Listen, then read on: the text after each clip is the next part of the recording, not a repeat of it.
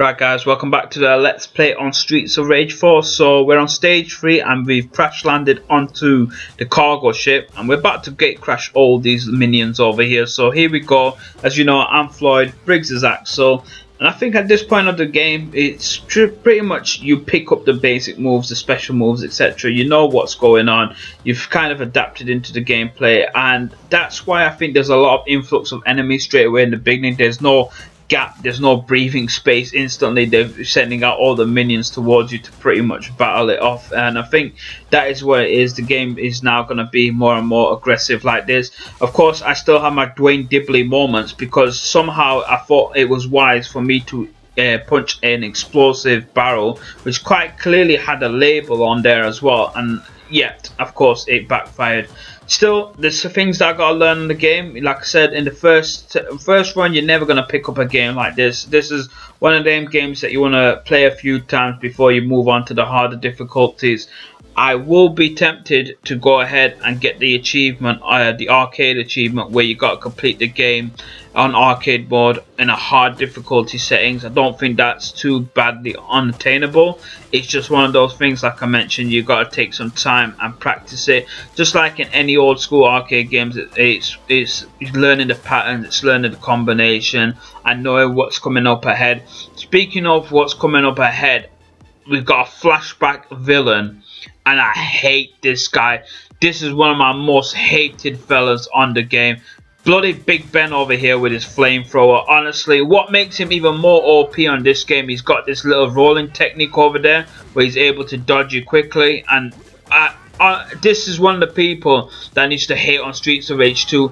In Streets of Rage 1, they were a lot worse. There used to be a main boss. It wasn't Big Ben by then, but it pretty much now is a minion version of what the bosses were on Streets of Rage 1. They were just absolutely ridiculous to handle. So I don't feel any hope if I see a couple of them in one go in the future stages. But I get ready to see a lot more flashback enemies, people. That's all I can say. It's a nice reminiscence as well, but it also lets you easily adapt into the game if you know what you're previously picking up from. So again, it's one of them things, they put them touches in play. You got a mixture of old and new over there. This fella over here though, Dylan and Francis, are the territory at this point because you can't move up and down. If you know what Dylan and Francis do by now, if you give them enough space, they'll come in with a flying karate kick, which can just pretty much have a reach power of halfway through the map. It is absolutely ridiculous when you go against them on a higher difficulty rating. Speaking of which, over here you can see that he's eyeing it up. Boom, karate kicks me on the face, and I'm about to pretty much show him who's boss now. Once I get hold of this fella, I hate the fact they keep stepping back. Bang, that's it. That's my little point of anger released over there. But again, they got a couple of them over here. You got to keep an eye on the floor as well, because some of them things do have turkeys as well, and you want to smash any barrels that you can see. But this stage is quite quick, and we've got another flashback enemy. Nora, I seem to have got a promotion from the last games, because usually she's a sub boss and she's only pretty much comes in at a short period of time and doesn't have many health. But this time round on Streets of Rage 4, she's a working woman, she's a career woman, and now she's got herself as a main boss. So she's in charge of the cargo ship, so she's definitely been promoted to management material. Well done, Nora. It's good to have a working career woman in this industry that's, you know, stayed for the company for more than 11 years in this syndicate and now is in charge of an entire ship. So congratulations to Nora. She's still wearing a dominatrix outfit, and I'm not too sure why they've given her that, you know, look appeal, but we're not going to question it. You know, whatever she does in the hobby, that's her choice.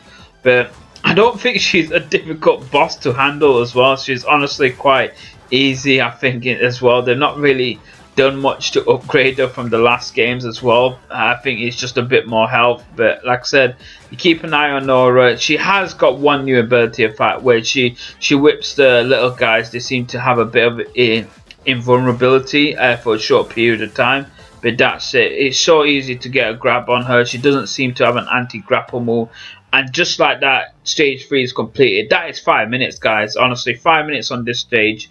So we'll got flexing on Nora over her body, although that's not probably a great thing to do in real life. Really, you shouldn't flex over any woman that's laying subconscious over the floor. But we've got a B ranking for that, so the game's rewarded us for it. So here we go. Let's check out the cutscene, see where we go from here. Oh my, now that hurts. I'm not gonna do an impersonation of her. So, and she's a psychopath. It's official.